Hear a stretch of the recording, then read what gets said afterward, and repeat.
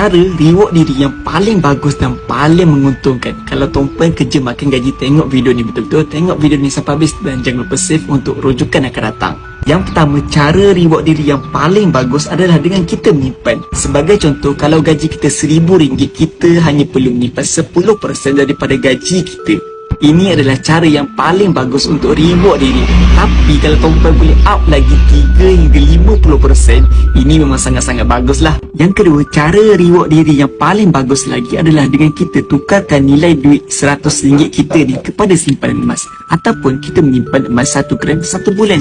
Ini adalah cara yang saya buat daripada dulu sampai sekarang. Bila dapat je gaji, tukar sebahagian kepada simpanan emas, supaya duit saya tak bocor dan selamat untuk simpanan jangka masa panjang. Dan apabila kita susah, terdesak nak pakai duit, kita boleh jual ataupun pajak je emas kita untuk dapatkan tunai dengan segera. Inilah reward diri yang paling bagus.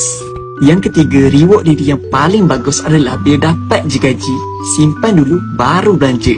Apa yang kita simpan itulah yang membuat kita kaya. Jadi untuk mudahkan simpanan serendah RM100, tuan-puan boleh kontak saja nombor di bio saya untuk saya bantu simpanan pertama tuan-puan. So, dapat satu? Cek komen. Jangan lupa follow.